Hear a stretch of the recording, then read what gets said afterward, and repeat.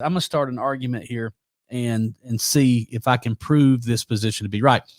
The smartest thing you can do for your health and your body is to eat 6 small meals a day, to go ahead. You start early in the morning to jumpstart your metabolism, to get that protein in there, get some carbohydrates for your brain so your brain's working well, and then eat every 3 hours throughout the day.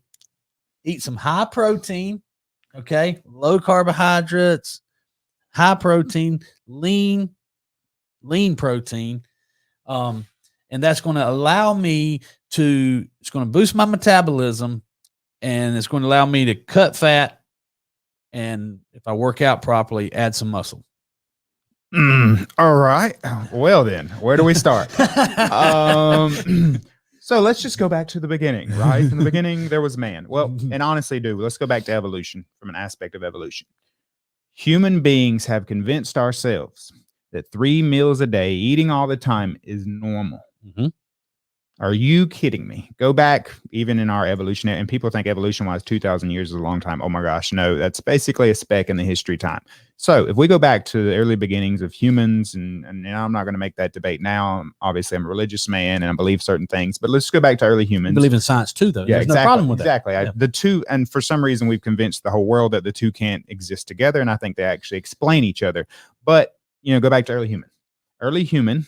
Okay, we're omnivores. We can eat both meat and plants for the most part, and that's what an omnivore is, right? We're not herbivores for the most part. When we first started off, we can consume very similar to a bear diet, or even obviously, a monkey diet. They can consume insects and things like that. And for those of you who like learning cool information, learn how much insects we actually used to eat as humans. That doesn't sound real good now. Go back to our early diets when we first started eating.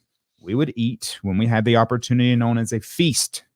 And then we would go through what we call a famine phase, and where it would take a while, right? And think about even, from a human aspect of what are we consuming, berries, nuts, things off the ground. Maybe we eat a few insects. Maybe we finally kill an animal. Congratulations. That was only every, couple of weeks. I mean, it took a lot of energy to pursue animals. So you better make sure when you get there, you get a prize out of it, right?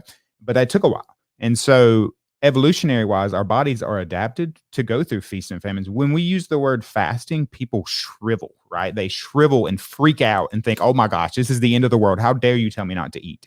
And a lot of that we don't realize was built into our childhood. 3 square meals a day, eat all the time.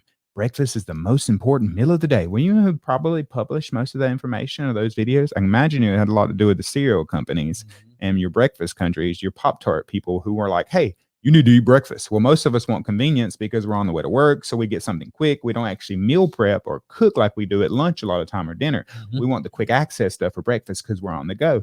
And what that has created is this idea that when you use the word fasting, you are scaring people. I mean, you are terrifying people that I have to eat because you always have.